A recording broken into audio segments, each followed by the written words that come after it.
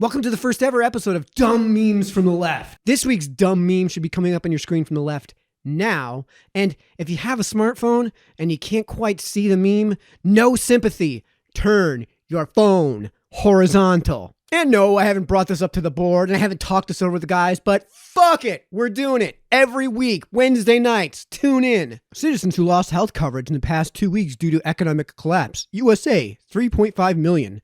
Australia, 0. Belgium, 0. Canada, 0. Chile, 0. Denmark, 0. Of course, this comes in response to the accurate information that here in the United States, we've lost roughly 3.5 million jobs due to government-mandated shutdowns and the secondary effects of coronavirus. And yes, here in the United States, your insurance is usually tied to your job. But that doesn't mean if 3.5 million people lose their jobs, they also lose their health insurance. That's right, folks. Some people don't have health insurance to begin with, whether or not they have a job. And some people who lose their jobs don't lose their health insurance because they never had it to begin with. Some of these people are married and have health insurance through their spouse. Some of these people are kids getting laid off at restaurants waiting tables who have their health insurance covered by their parents. Some of these people have entered secondary insurance markets and pay cash for this stuff anyways. Some of these people elect not to have health insurance and pay for all of their medical bills by saving up their money in a responsible fashion and earning interest on their savings so that they can have more money to pay these bills when the bills actually come due. How many of these people had carryover coverage, which is your employer felt bad about laying you off because the government came in and shut down their business so they have no way of paying their employees? So as part of their severance, they'll continue to carry your insurance for about a month or so until we get over this thing, and then we're going to hire you right back. And some people elected to carry over their insurance through COBRA. And yes, folks, some of these people had government-provided health insurance, which means that even if they get fired, their health insurance coverage actually gets better. Which means that this 3.5 million number is not even close to true, even if we accept that the premise that they're coming from is that 3.5 million people lost their jobs and will thus lose insurance, which isn't exactly the case because health coverage isn't necessarily health insurance.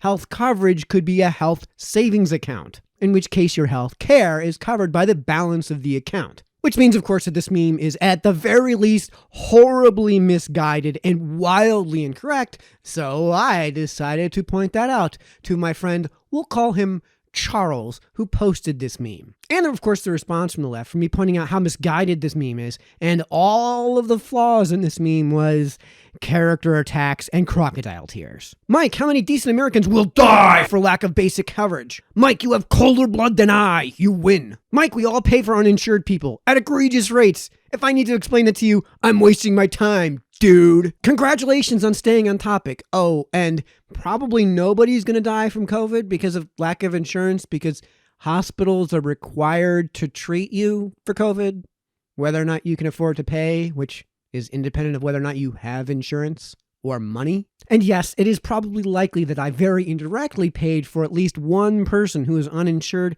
and got care, despite the fact that they are uninsured, which kind of belies the point that you're making here, that they're getting the care even without the insurance. And I get what you're going for here. If somebody skips out on a bill, then we all eat that cost in the increased price of that good or service.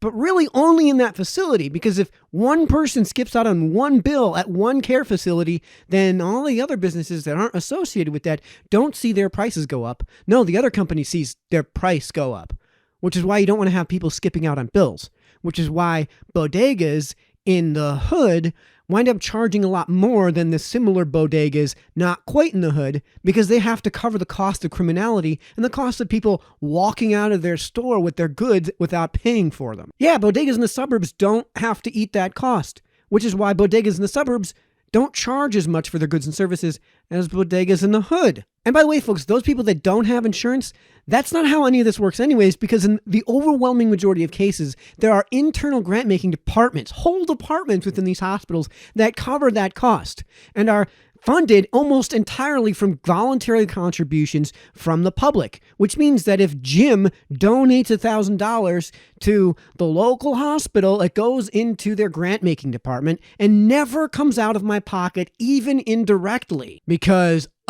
charity cases are charity cases, which is why we have charity, to cover charity cases.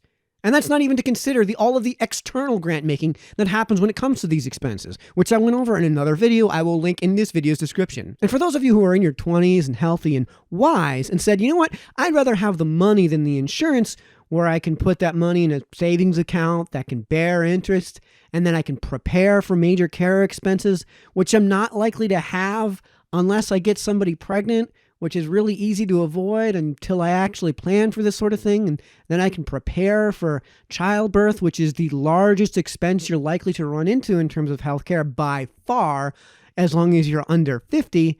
Yeah, you paying cash only into that system actually tends to lower the prices within that system long term for everybody, because you don't have the added expense, the added overhead expense of dealing with insurance in the first place. And yeah, if we move to a system where people are paying more directly for these expenses, not only will the provision of care actually improve in terms of its quality and its price, and also its quantity and its ubiquity, therefore, we're a lot more likely to see some transparency in our pricing, as you would, say, at the local auto body, where they have the hourly rate on the wall behind them, where you could have X-ray, $45, MRI, $610, dialysis, $200 a visit. Meals, still somehow $80 for a hungry man microwave Salisbury steak.